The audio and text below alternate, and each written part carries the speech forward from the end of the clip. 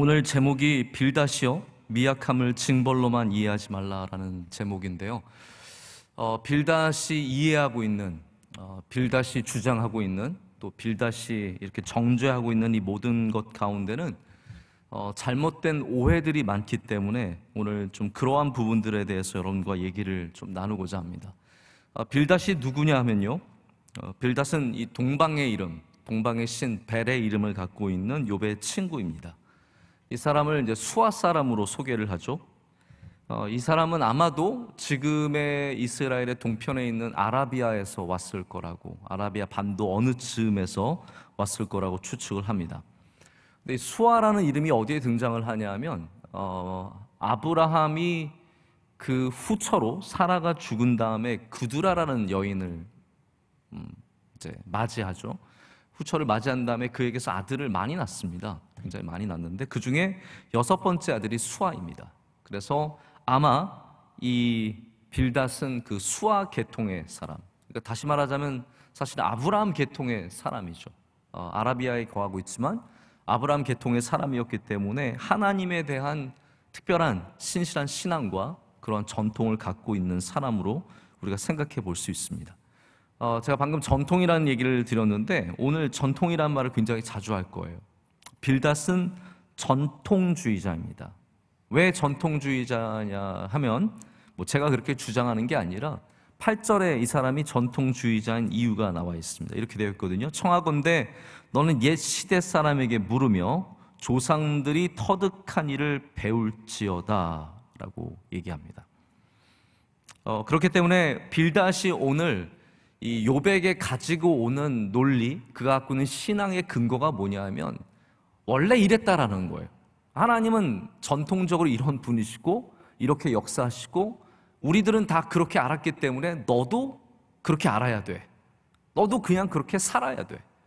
네가 죄를 안 졌다고? 아니, 하나님은 원래 전통적으로 죄를 지은 사람을 이렇게 벌 주시고, 그래서 오늘 참 잔인한 말은 4절에 보면 내 자녀들이 주께 죄를 지었으므로 주께서 그들을 죄에 버려두셨나니 라고 하면서 그 자녀들이 안타깝게 죽은 사건들을 그냥 죄로 취급합니다. 그 아이들이 죄를 지었으니까 죽은 거야 이렇게 말하는 거거든요. 이게 전통주의가 굉장히 맞는 것 같고 굉장히 귀한 것 같지만 사람에게 이렇게 화살을 던질 수 있는, 사람의 가슴을 후벼 팔 수 있는 말이 될 수 있다는 거죠. 이게 맞는 신앙이면 괜찮아요. 아니, 맞는 신앙이라면 우리는 가슴을 후벼 파는 이야기를 들을 수도 있고 가슴이 찢어지는 말을 들을 수도 있지만 정말 큰 문제는 뭐냐면 이 수아 사람 빌닷이 다 맞는 것도 아니거든요. 이 사람이 생각하는 전통이 과연 하나님에 대한 진정한 이해이냐라고 물어본다면 저는 좀 아니라고 말씀을 드리고 싶은 거예요. 그래서 전통주의자지만 문제가 있는 왜곡된 전통주의자라는 거죠. 그래서 빌닷의 이 말씀을 보면은 그 전에 우리가 만났던 엘리바스보다 더 셉니다. 오늘 8장을 쭉 읽어보면 굉장히 매몰차게 얘기하고 딱 부러지게 얘기하고 그리고 동과 서, 남과 북을 명확하게 나눠서 얘기합니다. 흑과 백이 분명한 사람이에요. 너 잘못했어. 너 회개해. 회개해야 내 시작은 미약하였으나 나중에 창대해질 거야. 너 정신 차려. 네가 하나님께 죄인인데, 그러면 하나님께 죄인이면 버림을 받고 집이 무너지고 너는 거기에 의인의, 죄인의 장막, 악인의 장막은 없어져 라고 얘기하면서 아주 매몰차게 강하게 얘기를 합니다. 여기 우리가 좀 갖고 있는 질문이 있어요. 왜 전통적이면 더 강하게 말할까? 우리 기독교를 좀 이해하시는 분들, 기독교 생활을 오래 하신 분들, 최소한 모태신앙인 분들은 기독교 문화를 좀 알거든요. 어느 교단이라든지 어떤 교회라든지 이런 모습들을 아는데, 제가 생각하는, 제가 이해하는 많은 교회 모습들 중에서는 전통적인 교회가 이런 부분들에 대해서 너무 세게 말할 때가 있어요. 그런데 더 강하게 말하고 더 세게 말하고 빌닷처럼 이렇게 똑부러지게 말하면 더 맞는 것이냐, 더 옳은 것이냐라고 물을 때 저는 꼭 그건 아니라고 생각해요. 우리가 아무리 강하게 말하고 세게 말해도 틀린 건 틀린 겁니다. 우리나라 문화가 목소리 큰 사람이 이긴다고, 싸울 때 막 소리 지르고 왜? 뭐 무슨 말인지도 알아듣지 못하는데, 그래서 백화점에 가서 이게 물건 안 되는데 바꿔달라는 사람들 보면 목소리로 바꿔달라 그래요. 이게 원래는 영수증으로 바꿔달라 그래야 되잖아요. 14일 내로 오세요, 7일 내로 오세요. 그러면 교환 환불이 가능합니다. 물론 제가 볼 때도 그게 너무 우리 소비자한테 좀 불공정한 그런 계약이긴 해요. 이게 사람이 어떻게 다 7일 만에 다 바꿀 수 있겠습니까? 좀 살다 보면은 걸릴 수도 있으니까 최소한 그래도 2주, 한 달, 제가 뭐 그거 불평하고자 이 얘기를 하는 건 아닌데, 근데 가서 보면은 꼭 싸우는 사람 있어요. 왜 하루 지났는데 안 돼요? 왜 일주일밖에 안 지났는데 저 건들지도 않았고 뭐 그러면서 그러면 목소리를 높이고 세게 하잖아요. 그러면 또 바꿔줘요. 그러니까 점점 더 세게 말하고 더 강하게 말하는 것이 우리의 삶에 배이게 되는 겁니다. 저도 설교를 하면서 오늘 내가 너무 소리를 많이 질렀다 라고 생각할 때가 종종 있어요. 제가 그리고 뭐 모니터링을 늘 하는 건 아니지만 가끔 설교를 듣다가 아우 왜 저렇게 소리를 질렀을까? 제가 왜 소리를 지르냐 하면 뭐 누가 자고 있어서 소리를 지르는 게 아니라 이게 중요하니까 소리를 치게 되거든요. 이게 필요한 거니까 소리를 내게 되거든요. 근데 뭐 솔직하게 말해서 제가 소리를 더 크게 지른다고 성도들이 더 중요하게 받아들이는 것도 아니고 설교가 그렇다고 더 좋아지는 것도 아닌 것 같습니다. 왜 보수적인 교회에서, 전통적인 교회에서 사람들이 평안과 안식을 찾기보다는 규율과 규칙 속에 점점 더 경직되어 갈까요?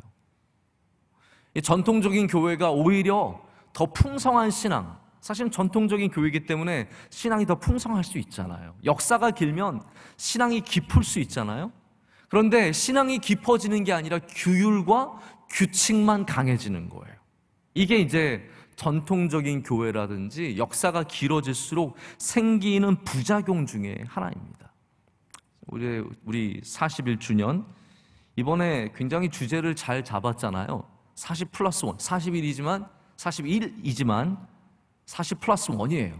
그래서 새로운 한 해 다시 시작하는 첫 해처럼 이렇게 표현을 해주셔서 저는 굉장히 은혜가 되었고 좋았는데 41주년을 맞은 우리 명성교회지만 우리는 전통이 있어야 하고 믿음이 풍부하고 깊어져야 하지만 우리의 규칙이 점점 늘어나고 규율이 점점 늘어나서 여기에 의해서 판단받고 여기에서 경직되는 교회가 되지를 않기를 간절히 소망해 보입니다. 그래서 저는 뭐 오늘 당장 전통주의가 옳다 뭐 이런 말씀, 이런 답을 드리려고 하는 건 아니지만 전통주의가 절대로 나쁜 것은 아님에도 불구하고 빌닷 같은 전통주의자들이 하나님의 크심을 보지 못하고, 하나님은 크시잖아요. 할렐루야. 하나님은 우리의 규율보다 크세요. 그러니까 하나님께서 하나님의 존재를, 하나님의 생각과 마음과 뜻을 율법 속에 보여주셨어요. 그래서 우리는 감히 율법을 하나님이라고도 표현을 하는 겁니다. 하지만 그것은 하나님의 일부분일 뿐이지 전체는 아니잖아요. 마치 율법이 하나님을 대체할 수 있을 거라고 생각하는 것이 바리새인들의 잘못된 생각인 것처럼 우리가 하나님을 규율과 규칙으로 믿다 보면 하나님을 우리가 작게 만들어 버리는 겁니다. 우리의 경험으로. 그래서 어떤 이제 목사님들은 그런 말씀도 하시거든요. 설교할 때 경험을 근거로 말하지 마라. 저는 그게 일리가 있는 말씀이라고 생각해요. 근데 또 경험이 너무 빠지면 생동감이 없어지기 때문에 우리가 경험을 쓸 수밖에 없지만 우리가 주장하는 근거는 내 단순한 경험에서 기초할 수는 없습니다. 성경에 기초하는 거고 내 경험이 그것을 도와주고 좀 이해하기 쉽게 만들어줄 뿐이지 경험 위에서 우리가 하나님을 얘기할 수는 없거든요. 근데 빌닷은 전통주의를 좀 나쁘게 말하자면 그냥 인간의 경험이에요. 우리 인간이 경험한 하나님, 우리 인간이 알고 있는 하나님, 그것으로 지금 하나님을 전체를 평가하고 있기 때문에 이 빌닷의 욥을 향한 말씀들이 굉장히 맞는 말씀 같고, 제가 욥기 보면서 항상 어려운 게 뭐냐면 이거 좋은 말씀인데 이거 빌닷이 말한 거예요. 이거 좋은 말씀인데 엘리바스가 말한 거예요. 그러다 보면은 그 안에 뭔가 우리가 허점이 있다는 것을 짐작해 볼 수 있잖아요. 그래서 우리의 경험이 좋은 이야기인 것 같지만 하나님을 절대로 올바로 다 전하지는 못한다는 사실입니다. 그래서 하나님에게, 이 빌닷에게 제가 생각해 봤어요. 빌닷에게 하나님이 어떠한 분이실까? 여러분에게 하나님이 어떤 분이세요? 나에게 하나님이 뭐다라고 했을 때 딱 단어 하나를 쓰라 그러면 뭐라고 쓸 수 있겠어요? 뭐 하나님은 사랑이시다, 뭐 하나님은 은혜다, 하나님은 예배다, 뭐 하나님은 교회다, 뭐 이런 게 떠오를 거 아니에요? 제가 뭐 다 몇 명 우리 사람도 없는데 물어보고 싶어요. 이럴 때는 다 물어보고 싶은데 빌닷에게 하나님은 무엇일까요? 규칙이에요. 규칙 안으로 하나님이 다 들어오셨기 때문에 욥을 딱 그걸로 판단하는 거예요. 죄졌으면 너는 하나님께서 벌하시는 거고, 너가 의인이면 하나님 너를 축복하시는 거고. 자, 그러면 너는 지금 아이들 죽었고 가축들 다 잃었고 집도 잃었으니까 너는 죄인이야. 이 하나님이 아니라 하나님이 규칙이 되어버린 거예요. 그래서 빌닷이 하는 모든 말들에는 잘못된 하나님 인식이 들어가 있다는 겁니다. 제가 아까 전에 4절을 읽어드렸지만 이게 너무 안타까운 거죠. 자녀들이 죽은 그 일을, 여러분 세상에 이것처럼 슬프고 괴로운 일이 어디 있습니까? 그런데 이거를 그냥 자녀들의 죄 때문에 죽은 것이라고 얘기를 하는 것이죠. 이게 규칙이기 때문에 이 말이 가능한 거예요. 하나님을 정말로 알았다면 이런 말 안 하죠. 하나님을 정말로 이해했다면 이런 말을 안 하죠. 6절에는 이렇게 얘기합니다. 네가 청결하고 정직하면 너는 복을 받을 거야 라고 말을 하는 거예요. 자, 그러면 돈 많은 사람은, 다시 말해서 복이 많은 사람, 건강하고 잘 되고 자손들이 잘 되고 학교 좋은 데 가고 집도 부자고, 그러면 하나님 잘 믿는 겁니까? 이게 경험이 갖고 있는 허점이거든요. 하나님 잘 믿지 않고 세상에서 죄만 짓고, 아마 여기 계신 몇 분 안 되는 분들도 죄 지으면서 잘 사는 사람 알 거예요. 아, 맞아, 걔. 그거 어떻게 그렇게 살면서 돈도 많이 벌고 건강하고 운동도 잘하고 뭐 골프도 치면은 그렇게 잘 치고 그러지? 라고 생각하실 수 있는데 그게 틀리다는 거예요. 하나님은 규칙이 하나님이 아니시기 때문에 그렇게 그냥 쉽게 돈이 있으면은 의인이고 자녀를 잃어버리면 죄인이라고 취급할 수가 없는 겁니다. 근데 7절도 같은 맥락이거든요. 네가 회개하면 하나님 너에게 복 주실 거야 라는 말이 이거예요. 네가 회개하고 네가 잘못된 것을 고백하면 네 시작은 지금 미약하였으나 네 나중은 심히 창대하리라.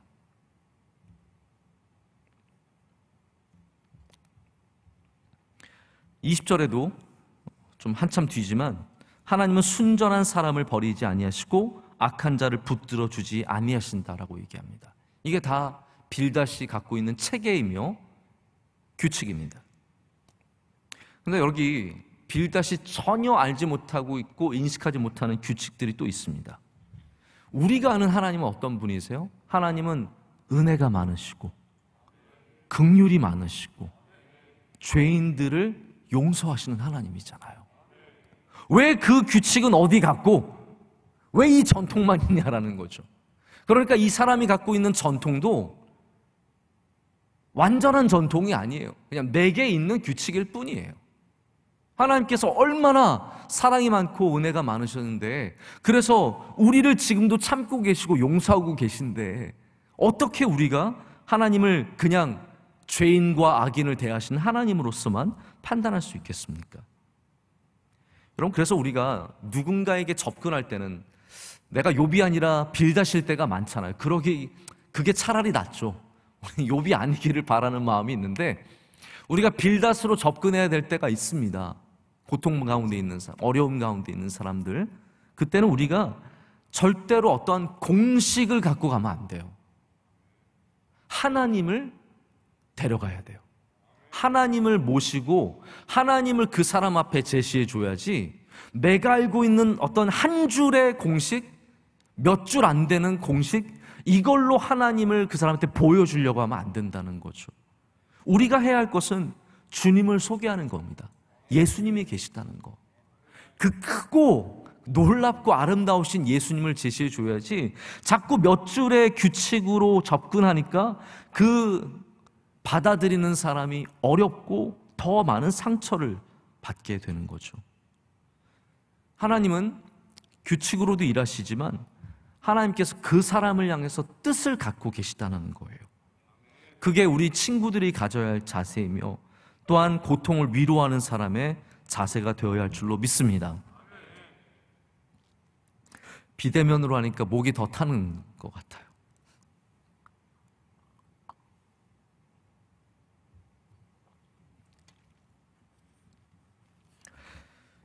근본주의자들이 있습니다. 이런 오해를 하시면 안 될 것 같아요.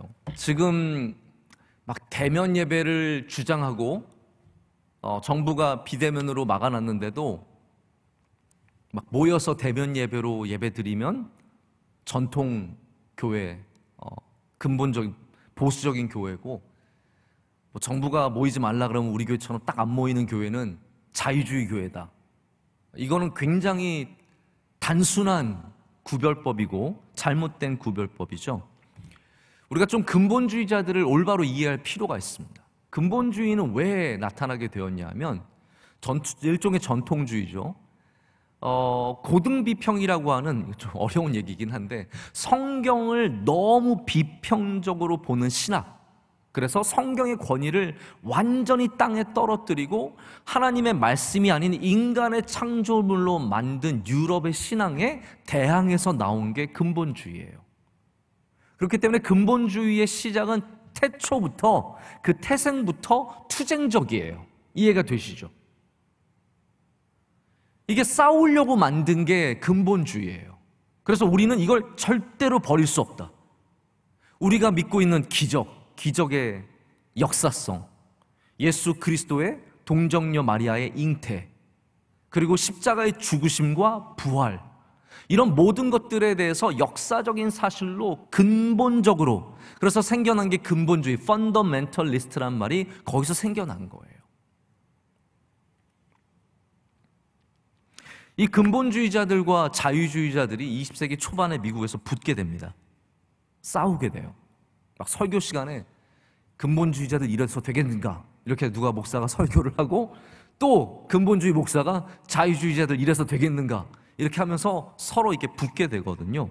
그러면서 뭐 우리 교단의 역사로 보자면 프린스턴 신학교의 존 그리션 메이찬이라고 하는 교수가 나는 이렇게 고등성서 비평을 가르치는 거 못하겠다라고 해서 근본주의 학교, 뭐 그분들이 들으면 좀 기분 나쁘실 수 있지만 자기들은 근본주의라고 생각 안 하겠지만 좀 더 근본주의에 가까운 웨스트민스터라고 하는 신학교를 필라델피아 근처에 세우게 되는 겁니다. 이게 한국에도 이제 영향을 미쳐서 우리나라의 뭐 합동과 통합이 나뉘어지는 그런 계기가 여기서부터 시작이 되는 거거든요.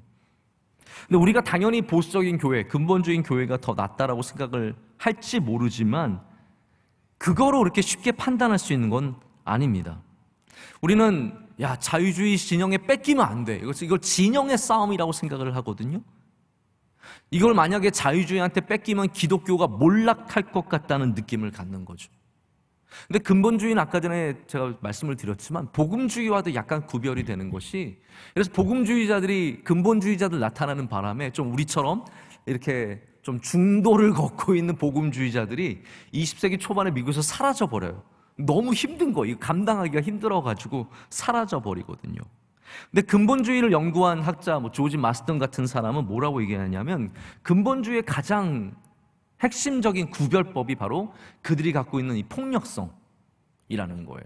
그래서 만약에 교회가 사회와 싸울 때 폭력적으로 싸운다, 그건 이미 근본주의에 가까운 거예요.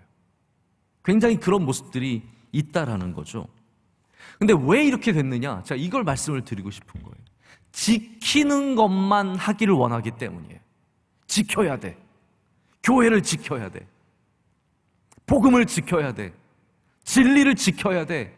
그러다 보니까 자꾸 싸우는 거예요. 그 조금만 건드려도 싸우는 거예요. 그런데 저는 이렇게 생각합니다. 교회는 당연히 지킬 것을 지켜야 합니다. 하지만 우리는 전하고 나누는 일에도 힘을 써야 합니다. 그러니까 근본주의 교회의 문제점은 뭐냐면 전하고 나누는 건 나중 일이에요. 그거는 별로 중요하지 않아요. 지금 그거 신경 쓸 때가 아니에요. 지키는 거에 힘써야 돼요.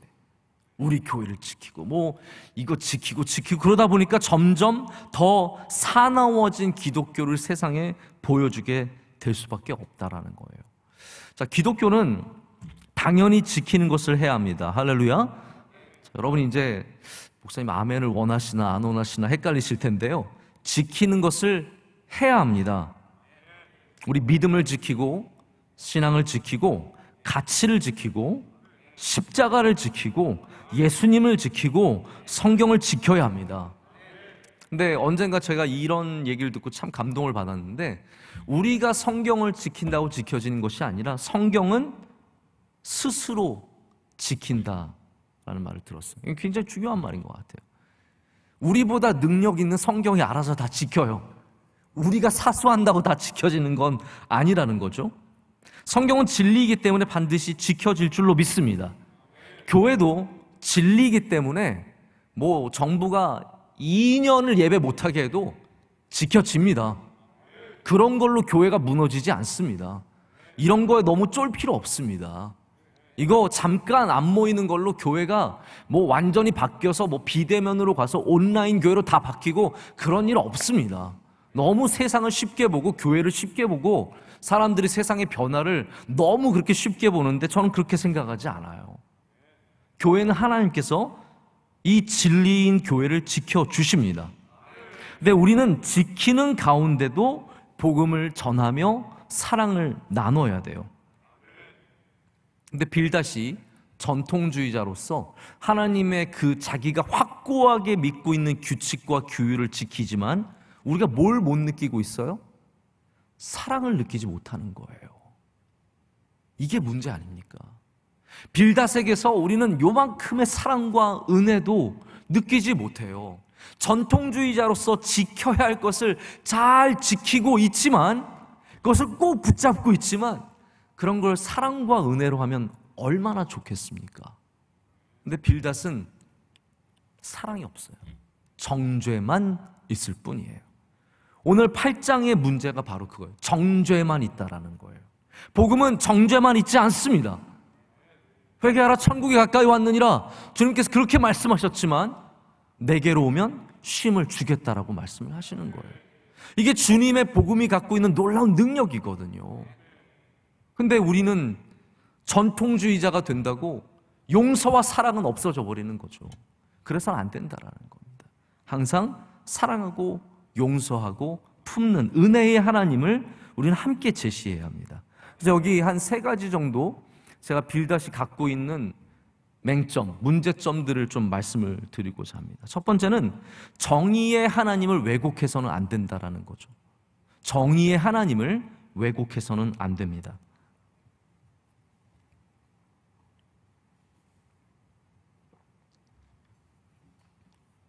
빌닷이 3절에 이렇게 말합니다. 하나님이 어찌 정의를 굽게 하시겠으며 전능하신 이가 어찌 공의를 굽게 하시겠는가. 여기 굽는다는 표현이 왜곡된다는 말이에요. 마치 그것은 자를 갖고 있는데 그 자가 주인의 맘대로 줄었다 늘었다 하는 거죠. 우리 남자들은 다 키가 좀 크고 싶은 욕망이 있거든요. 그래서 항상 자 앞에서 약해집니다. 정확한 자 앞에서 서기 싫어요. 약간 이게 왜곡될 수 있는 자 앞에 서는 걸 즐거워하죠. 아마 여자분들은 저울이 왜곡되기를 원하는 마음으로 서기도 좋아하실 거예요. 우리는 왜곡된 것을 때로는 좋아하는데 하나님은 절대로 그 자가 꺾이지 아니하며 왜곡되지 아니하며 굽어지지 않습니다. 그것이 바로 정의의 하나님의 정의예요. 데피니션이에요. 제가 오늘 저는 수요일날 점심에 일관되게 샌드위치를 먹습니다. 그냥 그게 제가 갖고 있는 그냥 습관이에요. 수요일날 점심은 샌드위치. 괜찮죠? 네. 수요일날 점심에 샌드위치. 저는 이제 감자칩이랑 콜라랑 샌드위치 하나를 먹으면 그렇게 행복할 수가 없습니다. 참 감사한 일이죠. 제가 오늘 저희 사무실에서 샌드위치를 기분 좋게 열었는데 너무 기가 막혀서 정말 어이없이 웃음이 나왔습니다. 이제 보통 햄앤치즈라고 하는 샌드위치가 있습니다. 햄앤치즈는 뭐냐면 말 그대로 햄과 치즈가 들어간 샌드위치예요. 가장 단순하게는 빵에 아무것도 안 넣고 햄과 치즈와 마요네즈만 딱 넣으면 괜찮습니다. 보통은 햄은 이제 돼지고기 햄을 쓰고 치즈는 스위스 치즈를 씁니다. 에멘탈이라고 하는 치즈를 쓰죠. 오늘 근데 저한테 가져온 샌드위치를 누가 주면서 이렇게 얘기하더라고요. 목사님, 이게 굉장히 맛있다고 유명한 샌드위치예요. 그래서 제가 기대하는 마음으로 얼마나 있었을까. 저 샌드위치 약간 맛있는 거 찾아다닐 수도 있고 찾아다니기도 하거든요. 어디가 맛있을까. 근데 딱 열었는데 말도 안 되는 거예요. 겉으로 보기에는 햄과 치즈가 너무 예쁘게 들어있었어요. 그러나 제가 뚜껑을 여는 순간, 그 빵을 하나 위에를 여는 순간, 이게 햄이 전면에 있어야 되고 치즈도 다 있어야 되잖아요. 근데 치즈가 딱 손가락 2마디만 이렇게 들어요. 그러니까 겉에만, 끝에 혀대물듯이 나와 있는 거예요. 그래서 치즈가 보이지만 열면 없는 거나 마찬가지. 그 보이는 게 전부인 거예요. 햄도 겉에 보이는 것보다 조금 더 안에 들어가 있고 나머지는 그냥 양상추에 토마토도 한 조각에 그냥 드레싱만 엄청 발라놓고, 제가 너무 기가 막혀가지고 저희 냉장고에 있는 치즈를 꺼내다가 거기다 놓고 햄을 다시 하나 더 넣어가지고 그래서 맛있게 먹었어요. 그거 가지고 제가 절망할 수는 없잖아요. 제 점심인데 다시 그래서 맛있게 만들어서 먹었어요. 이게 정의를 잃어버린 샌드위치예요. 이게 공의가 없는 샌드위치예요. 겉으로 보이기에는 충실하게 보이지만 열어보면 아무것도 없는 거예요. 저는 정말 그 사장님한테 한번 따져보고 싶어요. 이거 무슨 생각으로 이렇게 하는지. 이게 정말로 우리 소비자를 우롱하는 건지 아니면 이게 거기 스타일인 거지. 혓바닥 샌드위치. 보이는 게 전부입니다. 안에는 없습니다. 써줘야 돼요. 안에는 없습니다. 진짜 안에는 없었거든요. 이거는 공의가 없고 정의가 없는 거거든요. 하나님은 우리를 속이시는 분이 아니세요. 하나님은 정의로우신 하나님이라고 오늘 성경도 얘기를 하고 있습니다. 우리를 불러놓고 다르게 말씀하시는 분이 아니세요. 뭐 이거 얼마짜리인데 와라 그래 놓고 나중에는 아니야, 사실은 이건 얼마짜리야, 이렇게 속이는 그런 하나님이 아니시라는 거죠. 우리가 믿는 하나님이 공의롭고 정의롭지만 우리의 모든 실패와 우리의 모든 아픔과 고통에 하나님의 정의와 공의만 밀어 넣어서는 안 됩니다. 무슨 말이냐면요, 하나님의 공의와 정의는 무엇으로 밸런스를 이루냐 하면요, 반드시 사랑으로 밸런스를 이루시기 때문입니다. 그래서 보이는 게 전부가 아닌 것이 또한 하나님의 공의와 정의인 거예요. 우리가 보기에는 하나님께서 나쁜 사람 당장 벌하실 것 같죠? 그게 공의의 하나님이셔야 하잖아요. 정의의 하나님이시라면 저 사람이 저렇게 돈 벌고 살면 안 되는 거거든요. 그런데 공의와 정의의 하나님은 사실은 사랑과 은혜로서 온전해지시는 겁니다. 그래서 하나님의 공의와 정의는 굽어지는 것이 아니라 사랑과 은혜로서 온전해지는 것이죠. 지금 빌닷이 이해 못하는 게 이 부분이거든요. 정의와 공의의 하나님을 그는 믿고 알고 있지만 그 정의와 공의의 하나님께서 정작은 우리를 사랑으로서 인도하신다는 것을 모르기 때문에 자꾸 욥에게 네 자식들은 그래서 죽었고 넌 그래서 고생당하고 넌 지금 그래 지금 완전 망했으니까 다시 회개하고 가면 창대해질 거야 라고 말을 한다는 겁니다. 두 번째, 이게 굉장히 오늘 본문 주제와 가장 관계가 깊은 말씀인데요, 미약함은 징벌이 아닙니다.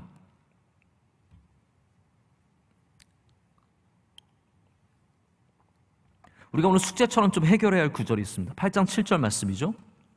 우리 집에서도 또 직장에서도 예배 드리신 모든 분들 한 목소리로 함께 읽었으면 좋겠습니다. 8장 7절입니다. 내 시작은 미약하였으나 내 나중은 심히 창대하리라. 이 말씀을 읽으면 어딘가에 걸려있는 그 문구들, 그 구절들이 딱딱 떠오르지 않습니까? 어디 가면 금박으로 적혀 있기도 하고 요즘엔 또 캘리그래피가 유행을 하니까 캘리그래피로 예쁘게 적기도 합니다. 우리나라 사람들은 참 이걸 좋아합니다. 저는 뭐 식당에 걸려있는 이 말씀을, 혹은 여러분의 사업체에 걸려있는 이 말씀을 오늘 말씀 후에 떼라고 말씀을 드리진 않겠습니다.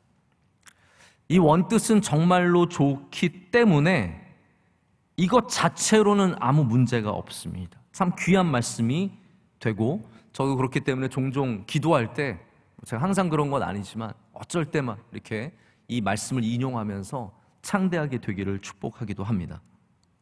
근데 만약에 여러분이 나 이 구절 없어도 괜찮아 라고 마음이 드시고 감동이 있으시다면 떼셔도 됩니다. 여러분이 그거 뗀다고 망하지 않습니다. 마치 부적처럼 하나님의 말씀은 절대로 부적이 아닙니다. 하나님의 말씀은 능력이 있을 뿐이지 그게 부적은 아닙니다. 그래서 이 말씀이 만약에 오늘 말씀을 듣고 이게 본 뜻이 그 뜻이 아니구나 라는 생각이 드시면, 그리고 그것이 여러분의 마음에 합당하게 여겨지면 떼실 수 있는 분은 떼세요. 그러나 나는 그래도 이 말씀이 참 좋다, 붙이고 계셔도 제가 뭐라고 하지 않겠습니다. 괜찮습니다. 제가 미국에서 많은 기독교인들 집에도 들어가 봤고 사업체도 가봤고, 미국 사람들이죠. 많은 기관들도 방문했지만 저는 이 구절이 걸려있는 건 단 한 번도 본 적이 없습니다. 그러니까 우리나라에서 이 욥기 8장 7절이 인기가 있는 구절이 된 거예요. 외국에서는 이게 별로 그렇게 가슴에 와닿는 구절이 아닌 것 같아요. 제가 좀 더 이 구절을 분명하게 이해시켜드리기 위해서 크리스토퍼 애쉬가 쓴 글을 좀 대신 읽어드릴게요. 이분이 쓴 욥기 십자가의 책이라는 제목의 책에서 이렇게 표현합니다. 8장 7절을 이렇게 표현했어요. 친구여, 죄가 많아서 망했구나. 그래서 이렇게 쬐끄만 식당을 미약하게 차렸나 본데 회개하고 열심히 노력해 보거나 사업이 창대해질 것세. 이게 8장 7절의 본뜻이라는 거예요. 친구여, 너 쫄딱 망했구나. 너 죄져서 쫄딱 망했구나. 자, 그러니까 이제 너 이렇게 조그만 식당 이제 겨우 시작하잖아. 회개하고 열심히 해봐. 그러면 혹시 하나님께서 너 용서해 주시고 창대하게 해줄 수 있으셔. 이게 원래 8장 7절의 본뜻이라는 거예요. 그래서 혹시 여러분 중에 진짜 죄 짓고 쫄딱 망해서 식당 시작한 분은 그거 계속 걸어 두십시오. 그게 정말로 본뜻에 맞는 이야기니까요. 뭐가 문제입니까? 빌닷은 오늘 욥의 현재를 뭐와 연관시키냐면 징벌로 시작된 미약함으로 얘기하고 있습니다. 징벌로 시작된 미약함. 여러분, 개척교회가 징벌로 시작된 겁니까? 아니면 하나님의 뜻으로 시작된 겁니까? 징벌로 시작된 게 아니잖아요. 징벌로 시작되지 않은 미약함이 어떻게 빌닷의 말처럼 창대함을 갖게 되겠습니까? 다시 말씀드리면 이런 거죠. 만약에 징벌로서 미약함을 이해하면 우리는 창대해져야 그 문제가 해결됩니다. 이해가 되세요? 내가 창대해져야 내가 회개한 것이 증거가 되는 것이고 하나님이 나를 사랑한 것이 증거가 되는 거거든요. 그래야 해결이 되는데 그게 변동하지 않고 미약함으로 남아있으면 어때요? 하나님 여전히 나를 징벌하고 계신 거예요. 미약함에 머물러 있으면 영원히 하나님께 징벌받는 게 구조가 되는 게 8장 7절의 말씀이거든요. 만약에 내 시작은 미약하였으나 내 나중은 심히 창대하리라 붙여놨는데 정말 하루하루 기업이 커지고 가게가 커져서 인산인해를 누리고 막 사람들이 막 바글바글 넘쳐요. 그러면 괜찮죠, 차라리. 그런데 내 시작은 미약하였으나 내 나중은 심히 창대하리라 붙여놨는데 하루에 손님 한 명 와요. 팔이 날려요. 그러면 그 사람은 미약함에서 벗어나지 못한 영원히 이 하나님의 징벌 속에 머무는 모순, 잘못된 신앙이 거기 머물게 되거든요. 결론적으로 이겁니다. 우리의 연약함은 다 징벌이 아닙니다. 우리의 미약함은 다 징벌이 아닙니다. 약하게 태어난 분, 강하게 태어난 분도 있고 약하게 태어난 분도 있어요. 장애를 갖고 태어난 분들도 많고 질병을 갖고 있는 분들도 많고 가정에 어려움이 있는 분들도 많은데 그 모든 미약함이 다 징벌이 될 수는 없는 거예요. 이게 공식이 되어버린, 빌닷에겐 규칙이 되어버린 거잖아요. 아니라는 거예요. 우리의 징벌, 우리의 미약함, 우리의 연약함은 오히려 하나님의 복일 수도 있는 겁니다. 예수님께서 뭐라 그러셨어요? 예수님께서 산상수훈을 시작하시면서 뭐라고 말씀하셨습니까? 마음이 가난한 자는 복이 있나니. 징벌이 아니라는 거예요. 그거를 다른 복음서에서는 가난한 자는 복이 있나니라고 시작하시거든요. 징벌이 아니라는 거예요. 우리의 미약함이 하나님께서 벌 주시는 그 규칙 속에 있지 않다라는 겁니다. 원래 유대교의 전통이 돈 많이 번 사람은 하나님께 축복받는 거고 돈 많이 못 버는 사람은 하나님께 저주받는 이런 어떤 이해가 있었어요. 지금도 유대인들은 그러한 하나님 인식이 좀 있거든요. 빌닷이 그것을 그대로 보여주는 겁니다. 넌 망했으니까 벌 받은 거야. 지금 다시 시작해봐. 회개해서 잘해봐. 라고 하는 너무나 안타까운 자신의 전통의 해석이라는 거죠. 여러분, 우리가 이걸 좀 넘어서기를 간절히 원합니다. 우리의 미약함도 하나님의 복이 될 수 있고 우리의 창대함도 오히려 반대로 하나님의 저주가 될 수 있다는 거죠. 우리는 우리와 함께 하시는 하나님을 감사하며 하나님의 인도하심을 믿고 나아가야 할 줄로 믿습니다. 자, 세 번째, 빌닷의 맹점은 뭐냐면 자연의 법칙으로 하나님을 다 이해하려고 했다는 것이죠. 자연의 법칙으로 하나님을 다 이해하는 것은 굉장히 위험한 겁니다. 하나님의 법칙은 물론 자연에 드러나게 되어 있습니다. 왜냐하면 자연이 하나님의 창조물이기 때문입니다. 그러나 그것이 하나님의 전부를 말하지 못합니다. 왜냐하면 하나님은 자연보다 크세요. 자연은 하나님의 창조의 일부분일 뿐이에요. 그 일부분을 갖고 마치 하나님 전부인 것처럼 말하는 것은 위험한 겁니다. 어떤 할아버지가 이제 며느리를 맞아서 할아버지도 아니죠. 아저씨가 며느리를 맞아서 며느리가 이제 차려주는 밥을 먹는데 별로 맛이 없는 거예요. 정성을 다해 차려줬지만 맛이 없는 거예요. 그래서 이분이 보니까 뭐가 그래도 맛있었냐, 묵사발이 같이 있었는데 묵이 참 너무 맛있는 거예요. 그래서 묵을 열심히 드셨어요. 그 다음에 이제 며느리가 뭐라고 생각을 했냐, 우리 시아버지는 묵을 좋아하셔. 그래서 시아버지만 오시면 묵을 맨날 막 몇 사발을 가지고 가는 거예요. 그거는 한편으로는 맞지만 온전하게 시아버지를 이해한 게 아니잖아요. 우리가 하나님을 자연으로서 다 이해한다는 것은 그건 마치 하나님이 묵사발 좋아하시네, 하나님 묵사발 맨날 하나님께 묵 갖다 주는 거랑 똑같은 거예요. 하나님은 훨씬 더 크세요. 저도 그래서 가끔 어떤 분들이 목사님은 이런 분이시죠? 그러면 저는 약간 그게 불쾌할 때가 있어요.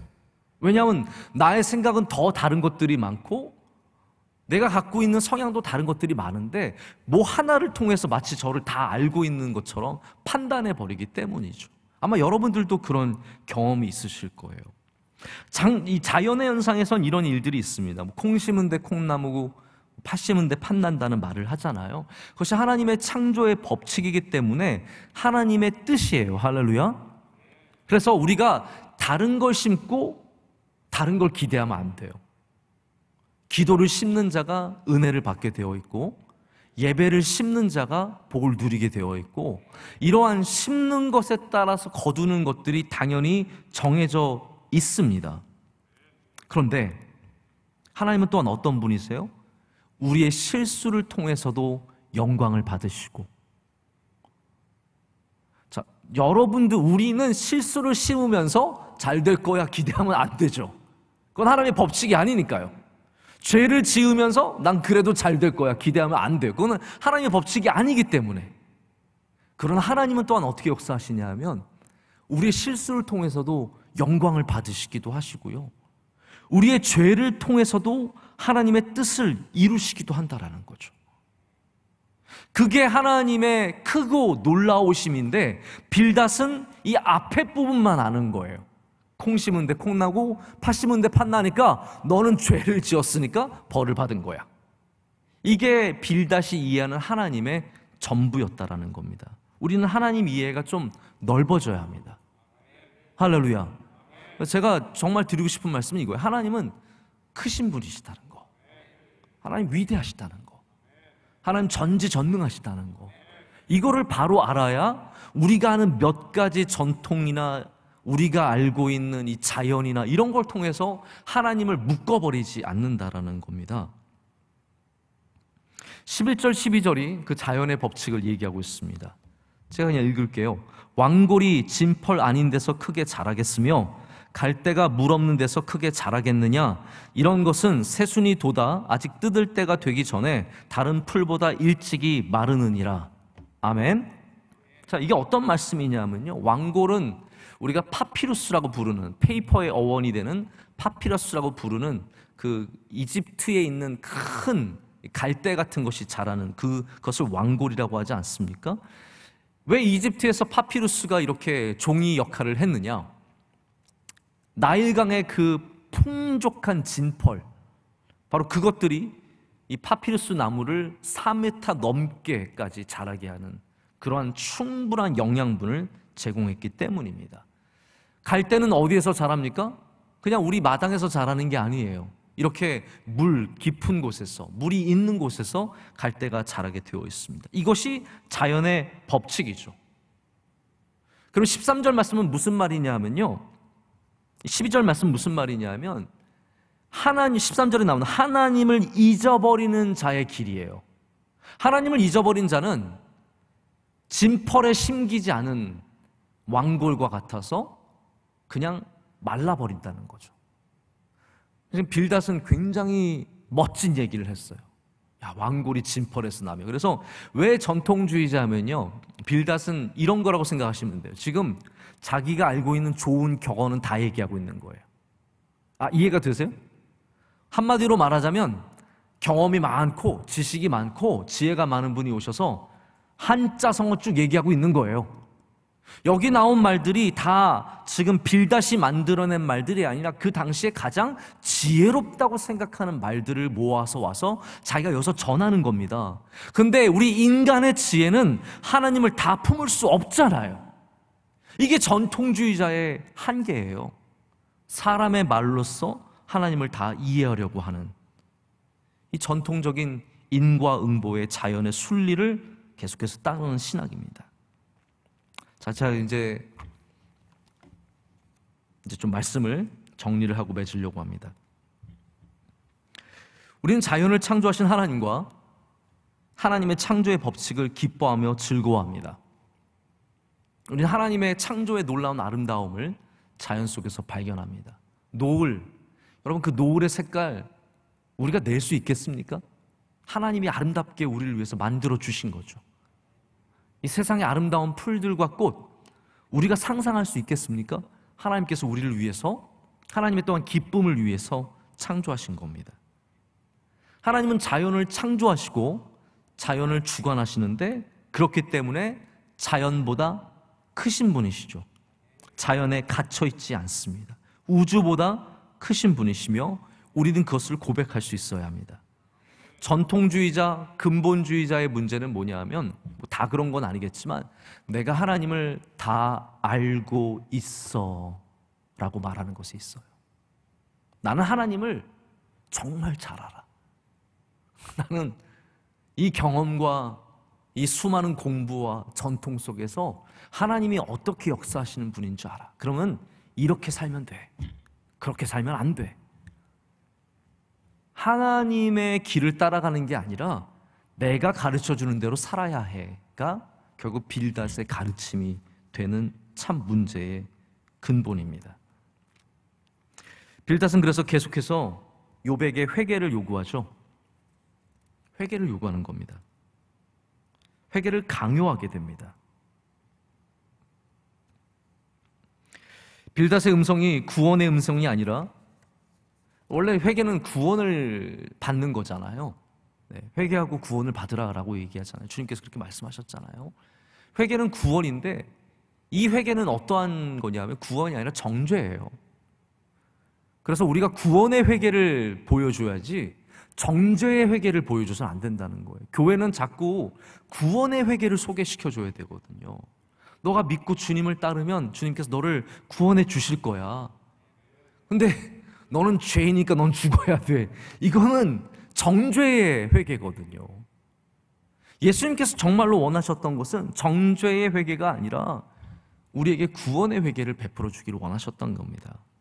근데 빌닷은 자꾸 친구에게 가서 정죄하고 그를 몰아세우고만 있습니다.